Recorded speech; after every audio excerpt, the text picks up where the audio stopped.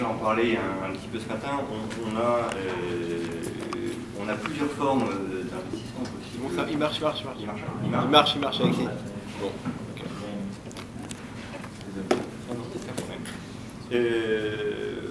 On a plusieurs formes possibles pour effectuer un investissement au Vietnam. On a parlé principalement des investissements étrangers jusque-là. Non, si ça marche. Faut pas aller plus près du micro. Le micro, c'est mieux. Très bien. Donc, une des formes principales de l'investissement, ça va être la création d'une société au Vietnam. On trouve principalement trois formes de société. D'abord, la société à responsabilité limitée, qui peut être unipersonnelle ou à associés multiples. La société par action et le partnership, ce qui a été référé à la société en commandite. Alors c'est une forme, celle-là je vais tâcher de l'exclure tout de suite, c'est pas une forme d'investissement qu'on retrouve notamment dans le cas des investisseurs étrangers, notamment du fait de la responsabilité illimitée des investisseurs. Donc dans le cadre des investissements internationaux, c'est une forme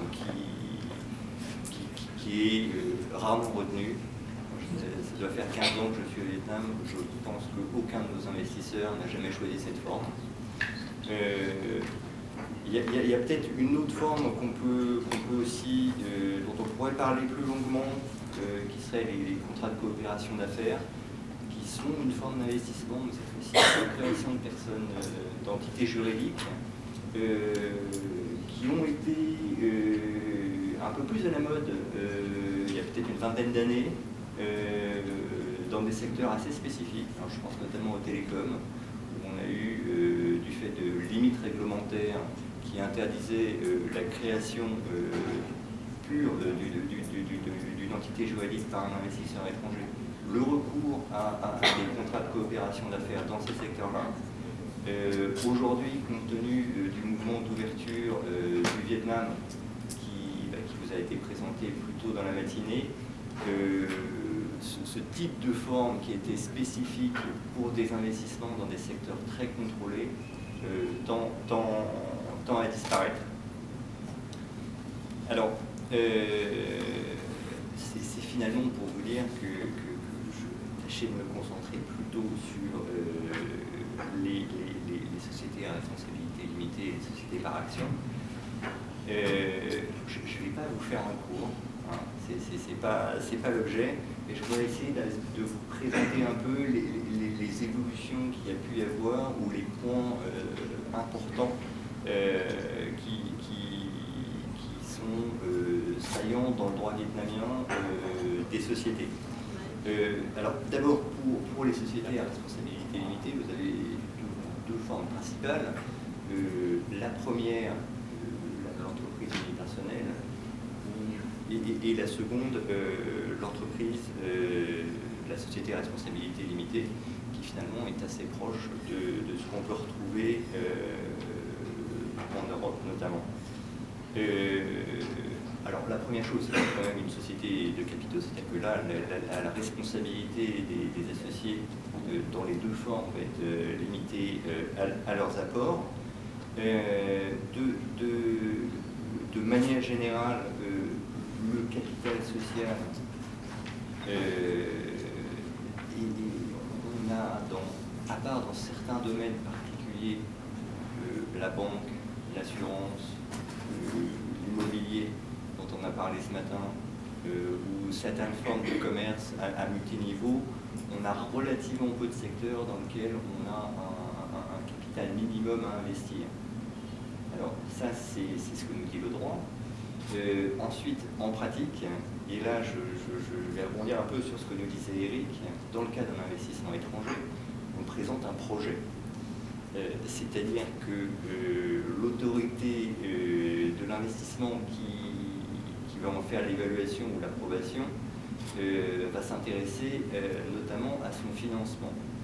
Et un investisseur étranger qui souhaiterait créer une société à responsabilité limitée, ou une société par action d'ailleurs, avec un capital extrêmement réduit, aura toutes les peines du monde pour pouvoir obtenir son certificat d'investissement ou voir son projet validé dans les premières étapes de la mise en œuvre de son projet. Alors c'est un point où là encore on trouve un petit peu une différence du fait de la procédure et de cette approche projet qu'ont les autorités vietnamiennes en matière d'investissement pour entre un investisseur domestique et un investisseur étranger. Un autre point peut-être un petit peu important sur lequel on voit des différences entre ce qui peut exister notamment en Europe et ce qui existe au Vietnam sur les contributions. On a toute une série de formes de contributions qui sont assez standards finalement au Vietnam. Se pose néanmoins la question de leur évaluation dans le cadre d'un apport, notamment l'évaluation des apports en industrie. Alors, en France, on a un commissaire aux apports qui va quand même intervenir pour en faire l'évaluation. Au Vietnam, c'est finalement un choix. On peut passer par un tiers évaluateur ou faire sa propre évaluation. Donc on peut se retrouver dans des situations où la valorisation des apports peut poser des difficultés. On pourrait s'intéresser à une question théorique de droit vietnamien qui serait quelles sont ces formes sociales et les formes des apports, notamment dans le cadre d'une société à responsabilité limitée, où, à la différence d'une société par action, où on a des actions, des certificats d'action indépendants, un certain nombre d'actions avec une valeur faciale. On parle vraiment de part sociale et de la difficulté à en prendre des sûretés sur ce type de part sociale. C'est une question théorique et assez amusante, mais je ne suis pas sûr qu'on ait le temps de le développer. Mais dans le cadre d'un projet de recherche, c'est un sujet qui peut être intéressant.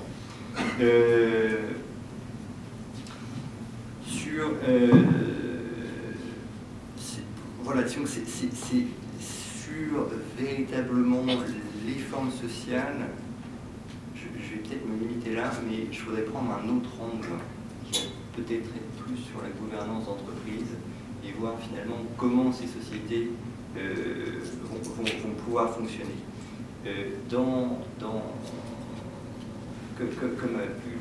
Comme vous l'avez présenté, Eric, vous avez présenté toute une série de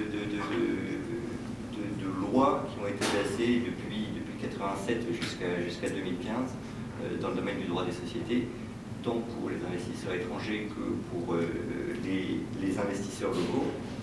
Et pour les investisseurs étrangers, jusqu'en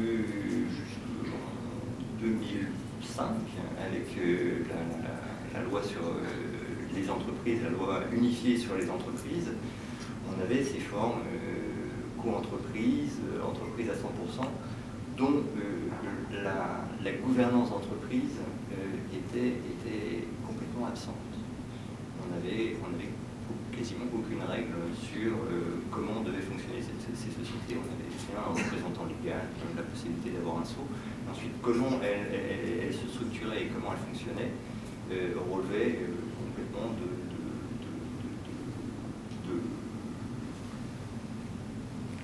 des statuts et des contrats de JV qui étaient signés dans le cas d'une JV entre l'investisseur étranger et l'investisseur local. En 2005-2014, 2005 puis 2014, on a eu une introduction de règles de gouvernance d'entreprise qui sont déjà beaucoup plus modernes, qui ont structuré les organes sociaux de chacune de ces entités. Alors, pour faire court, dans une société à responsabilité limitée, vous allez avoir finalement deux niveaux. Le premier niveau, un conseil des membres, et un second niveau, un directeur général. le conseil des membres, si on doit décrire à peu près de quoi il s'agit, c'est ce qu'on trouverait en France en fusionnant l'Assemblée générale des actionnaires avec le conseil d'administration. Et ce conseil des membres, finalement, va désigner un directeur général qui, jusqu'en 2005, jusqu'en 2014 plutôt, était le représentant légal unique chargé de la gestion au quotidien de la société. Dans le cas d'une société par action, on retrouve cette fois-ci 3 niveaux. L'Assemblée générale des actionnaires, chargée des décisions principales qui touchent aux capitaux, à l'approbation des comptes, à la distribution de dividendes. Un second niveau avec un conseil d'administration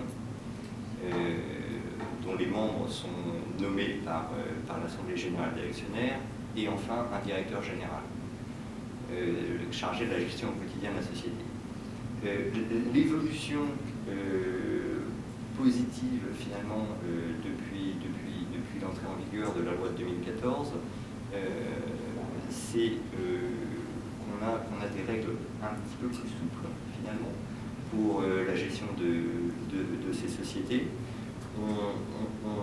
Eric mentionnait ce matin sur les règles de majorité vietnamiennes qui, de droit commun, jusqu'en 2014, ou l'entrée en vigueur en 2015 de la loi sur les entreprises, fixait des thresholds, des seuils de 75% pour les décisions les plus stratégiques et 65% pour les décisions les plus communes. On a eu une évolution, alors, dans le cadre des sociétés par action uniquement, où on est repassé à un niveau